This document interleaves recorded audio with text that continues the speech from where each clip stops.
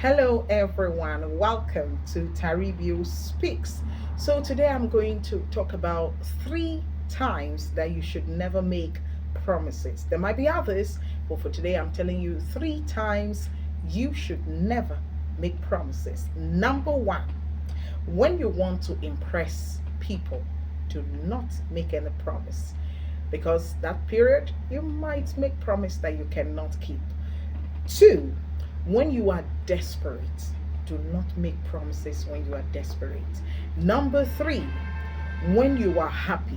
People have been known to make outrageous promises when they are very happy. And then when they become sober, it is difficult to keep the promise. Now let's look at a Bible character that made a promise that was so huge, it was almost difficult to carry out. And then someone else suffered as a consequence of that promise. We're looking at the character Jephthah in the Bible.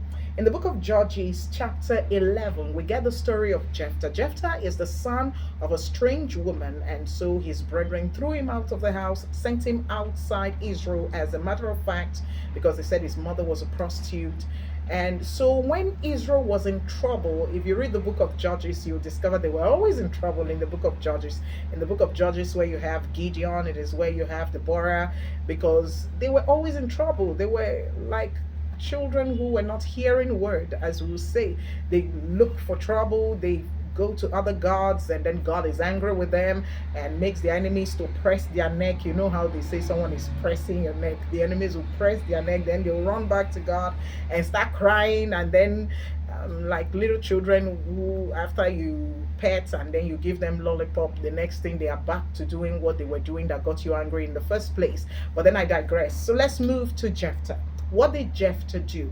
Jephthah, because the enemies of Israel were pressing their neck, as we say, and so they decided to go to Jephthah and beg him to come and lead them as their captain so they can fight their enemies. Jephthah told them that, okay, if I'm going to come, you guys must make sure that you honor that I'll be your captain.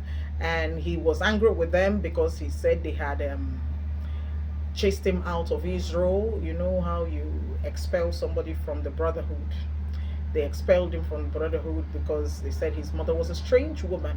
So Jephthah wasn't happy coming back to them. But then, you know, when they tell you you'll be the captain, even in these days, when they tell people you have power, power seems to make people forget some character flaws of persons or forget how they have been treated before. So that was the case of Jephthah.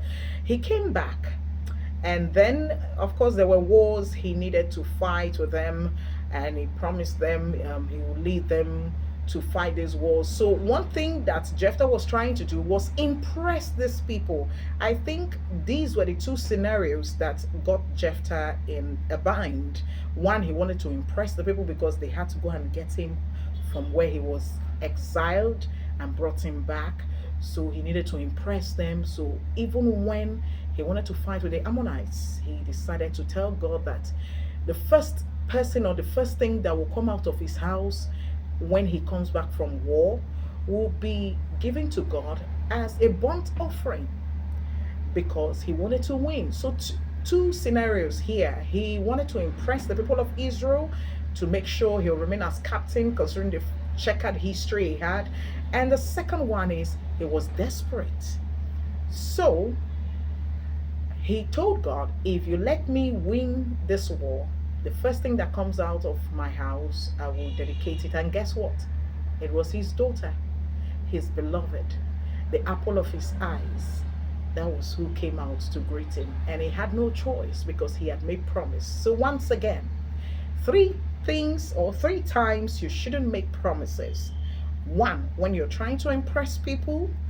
Two, when you are desperate. And three, when you are very happy. Those promises, fulfilling them is never easy. Bye bye. See you to the next one. I'm Taribiospeaks.